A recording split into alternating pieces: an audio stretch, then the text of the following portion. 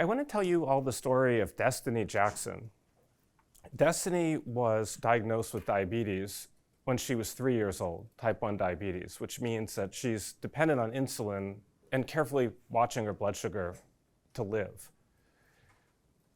When she was 13, she had to run away from home because she was living in an abusive family and she couldn't stay there anymore. This is in Philadelphia.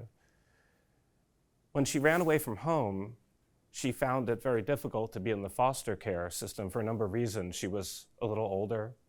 It tends to be if you're younger, it's easier for you to find families that will take you in foster care. And she had diabetes. So a lot of people didn't want to mess around with someone who had a complicated medical problem like that. So they would just pass on her. So she went from foster home to foster home. She couch surfed. She was even homeless for a while, where she didn't live with any family at all.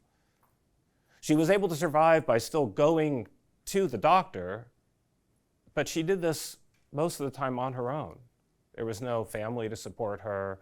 There was no one with her. It was just her as a teenager by herself with the doctor.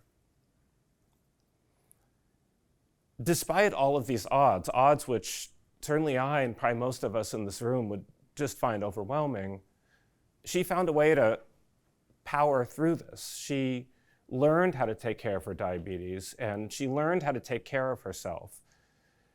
Although less than 50% of people in foster care graduate high school, she not only graduated high school, but she went on to college. And she's going to college here in Atlanta at Spelman. So I tell you this story both as a sign of how difficult things are for so many people, but also as a sign of hope that even in the worst circumstances, even when your health is against you and your social situation is against you, there's always hope. Now, the reason that we're here today for Soccer to C-Suite in Atlanta is we want to bring more hope to the girls of Atlanta. Atlanta is already, and I could say this as someone who's lived in California. I lived outside of Silicon Valley, so I know all about the San Francisco startup scene. And I lived outside of Austin, so I know the Austin startup scene.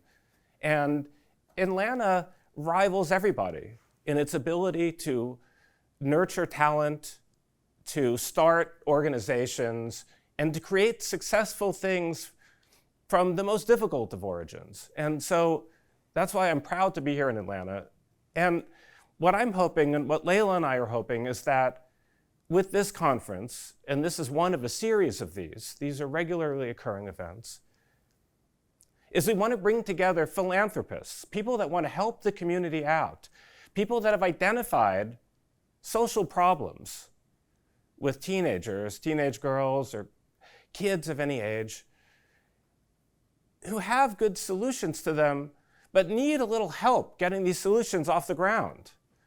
Perhaps they need funding, or maybe they need legal help, or they might just need advice from people who have been there before.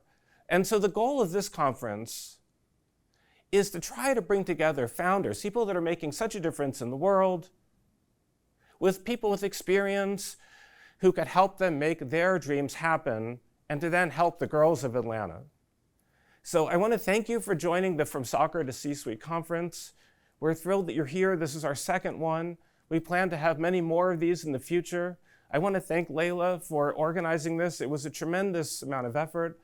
I want to thank Georgia State for hosting us here at this beautiful campus. And I want to thank all of you for coming and for believing in the girls of Atlanta.